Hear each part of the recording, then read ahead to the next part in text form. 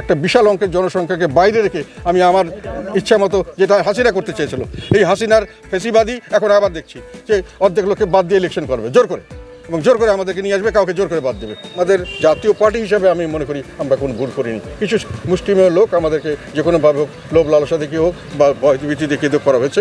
আমরা আওয়ামী লীগ নিষিদ্ধের পক্ষে নই। আমরা আওয়ামী লীগ একটি দলের ভিতরে যারা বাস করছে বা তারা খারাপ হতে পারে। আওয়ামী লীগ একটা গাড়ি, তার ড্রাইভার খারাপ হতে পারে, গাড়িটা তো খারাপ না।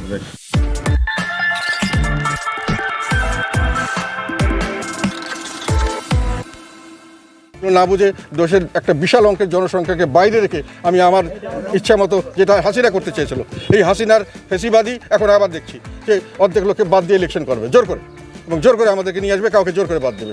এনারা এখন জোর করে আমাদের বাদ দিয়ে জোর করে ইলেকশন করবে। এই ইলেকশন গ্রহণযোগ্য হবে না। এই ইলেকশনের দেশে কোনো স্থিতিশীলতা আসবে না এবং দেশ আরও সামনের দিকে সংঘাতময় দুর্যোগপূর্ণ অবস্থা চলে যাবে। একটা কথা মনে রাখবা, এটা হলো ওভার পপুলেটেড অ্যান্ড লিমিটেড রিসোর্সের কান্ট্রি। স্বল্প সম্পদ, বেশি লোকসংখ্যা, এবং লোকসংখ্যা বাড়ছেই।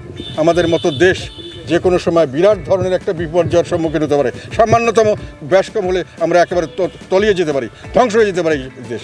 এটা তারা বুঝতে পারছে না। আমাদের জাতীয় পার্টি হিসাবে আমি মনে করি আমরা কোনো ভুল করিনি। কিছু মুষ্টিমেয় লোক আমাদেরকে যে কোনোভাবে হোক, লোভ লালসা দেখিয়ে হোক বা ভয়ভীতি দেখিয়ে করা হয়েছে, সেটাকে আমরা নিন্দা করি, এবং সেটা সেই ব্ল্যাকমেইলিং যেন ভবিষ্যতে আবার কেউ না করতে পারে, এইটার জন্যই আমরা রাজনীতি করি। আমরা দেখব যে ভবিষ্যতে যেন আমাদের মতো অন্য কোনো দলকে নিয়ে এরকম খেলা না করতে পারে কেউ।